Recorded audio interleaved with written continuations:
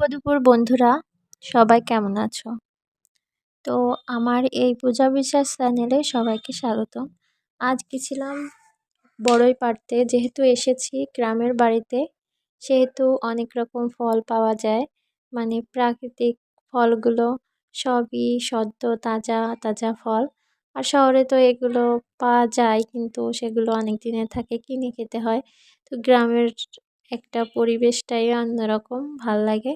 তো গ্রামে এসেছিলাম, আর এই যে বড়ই পেড়ে আনছি অনেকগুলো।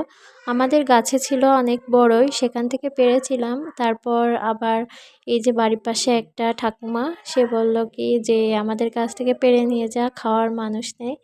তো পেড়ে তো এনেছি, মানে পাড়তে খুবই ভালো লাগে, কুড়াতে খুবই ভালো লাগে, ছোটোকালে কত কুড়িয়েছি। তো খুবই ভাল লাগে, আর খাবো আর কতটা, ওই অল্প কয়েকটা খাওয়া হয়, তারপর নষ্ট হবে কিংবা শুকাতে দিব।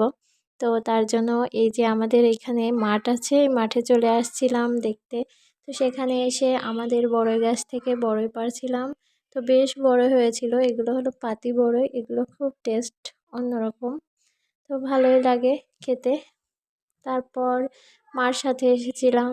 আমি বাসায় গেলে সবসময় মার সাথে ঘুরে বেড়াই।